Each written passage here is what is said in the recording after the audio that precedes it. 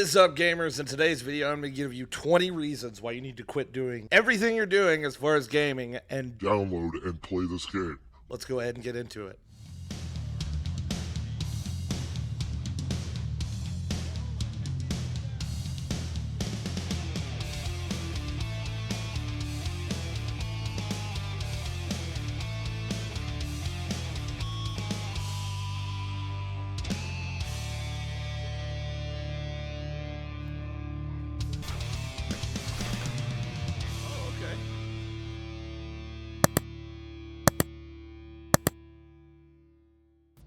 All right, first thing first here, we've got combat, reason number one.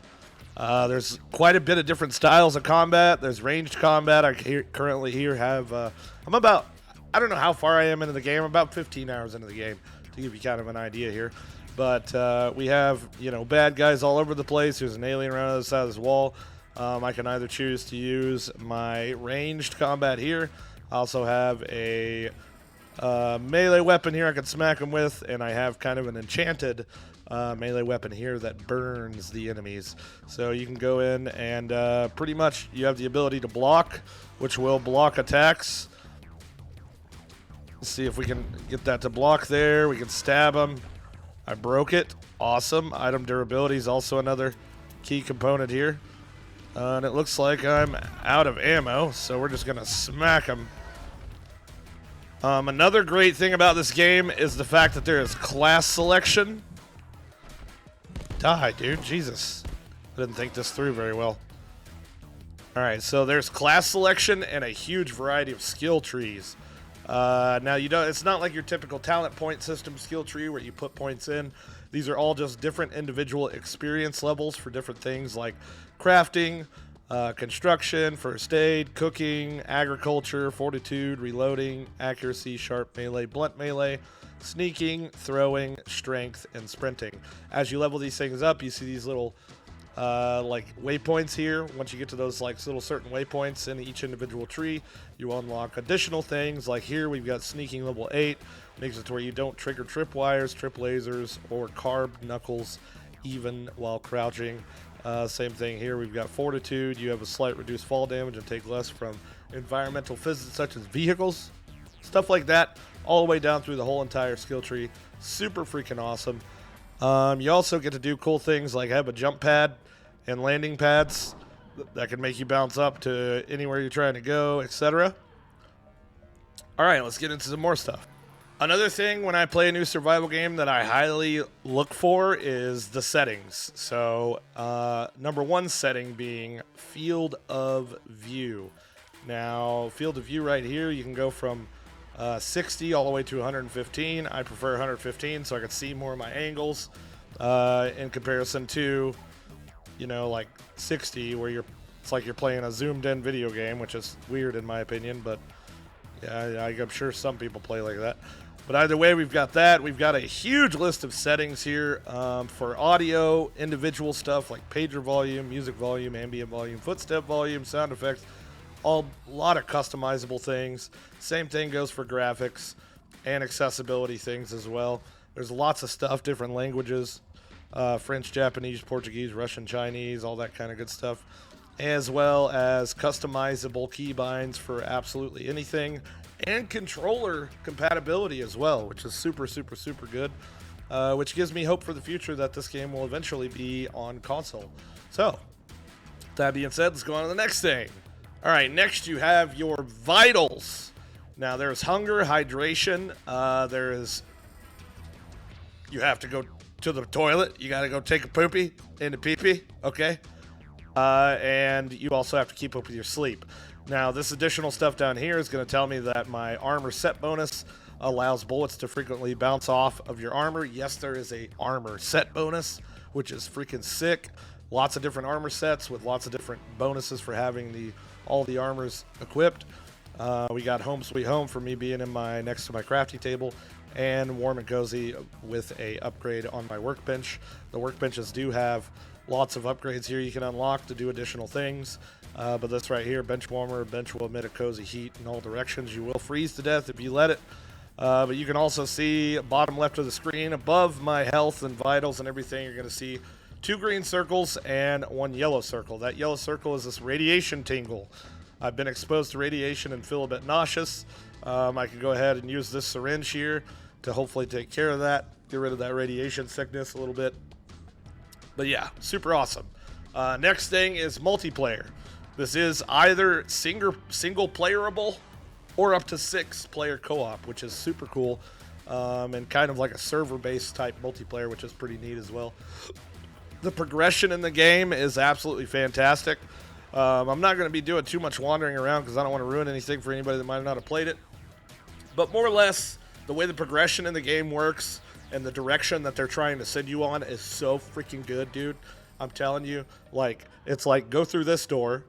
You can't go through any other doors, but you go through this door, and you circle around and open a door that you couldn't open before, and now you can open another door. It is like, it's all like in a line. It's all linear, and it's fantastic. The game progression is just, what the hell is that? You're not, what is that? What the, what? Ah, no, what the heck? Dude, it's killing me. I mean, just that alone is cool as heck. I don't know what just happened, but it's a good thing I'm not playing any sort of hardcore. Never seen that before. Don't know what that was. But yeah, okay. Anyway, well, we're live again. Thank you for interrupting my video. He must have knew I was making a video, I guess. So, and yes, I am still freaking sick. That's the sign I put on the wall, which leads me into the next thing we're going to discuss is hoarding and looting and labeling chests. These things are literally like a staple in the survival game community. You have to be able to label chests. You have to be able to put signs, man. I'm sorry. That might be my own personal preference. Let me know in the comments if it's also yours. But the ability to loot and hoard everything and have a massive collection of all the loot in the game is super cool. And the ability to label, not only label chests, but to be able to create signs and label them that way as well. It's really simple. Rename container, boom, right here. Easy peasy. Also, not only can you do all this stuff and label all your chests and everything, but you can also eventually get a bench upgrade that allows the bench to automatically access nearby containers when crafting recipes.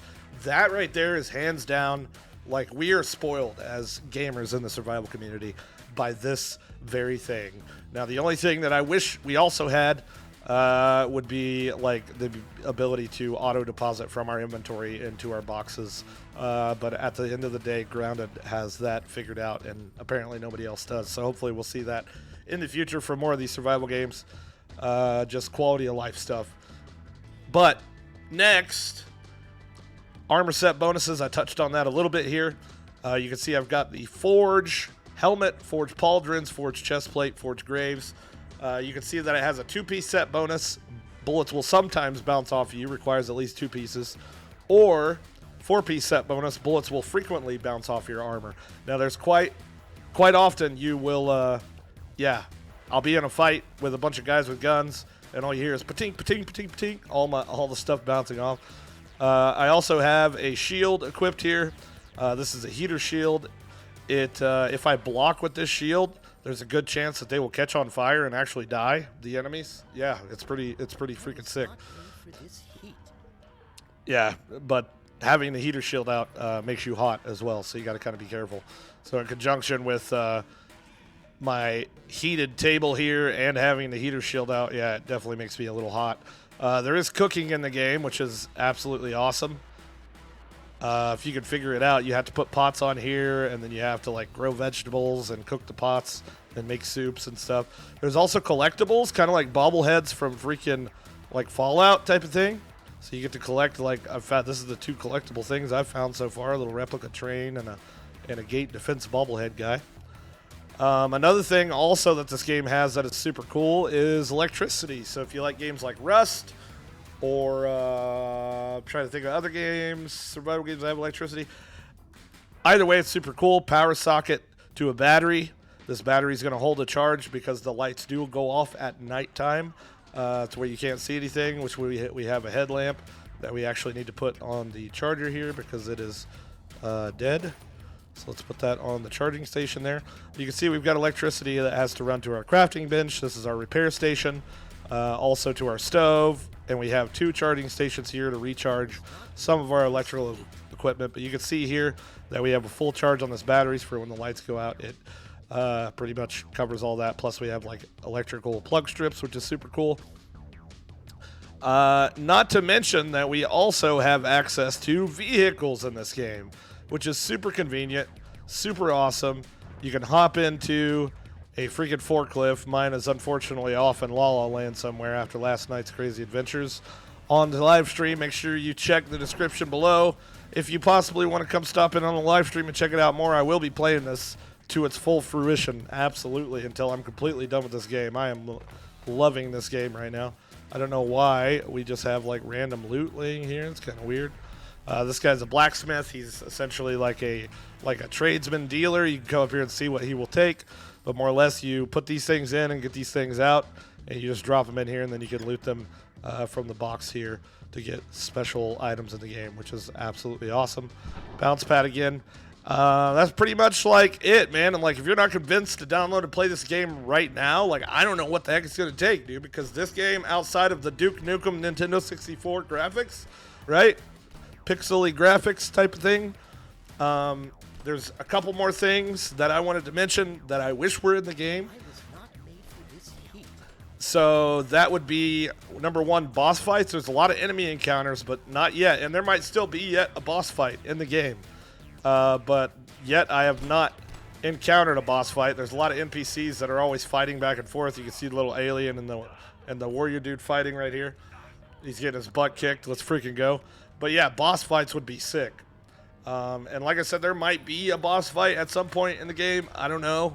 But as of right now, like 15 hours in, I haven't encountered one yet. Second one would be automation, which is, you know, something we don't typically see in survival games. But like the Satisfactory, Factorio, machine automation stuff to like craft items, like, you know, maybe I don't really see a huge need for it in this game, but it'd be cool to still have something like automate, like maybe like a cooking station that you could put like a water supply tank in and food on a conveyor belt or something, and it would just cook it over time. That would be pretty neat. Also, one thing that is kind of gross to me is the fact that we don't have the ability to auto sort our inventory. Like click a button and and sort our inventory or our boxes. Hopefully this is something they see in the near future. I don't know if anybody's like verbally complained about it at this point, but yeah, definitely the ability to sort our stuff is pretty important in my opinion as far as survival games go.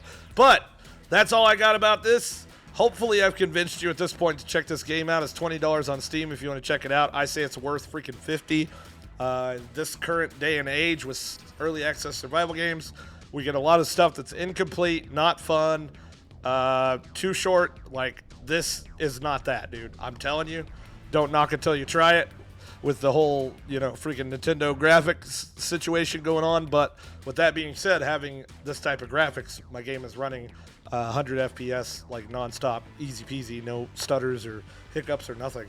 So go check it out, guys. Thanks for watching. I hope you enjoyed the video, and I will see you on the next one. Peace out.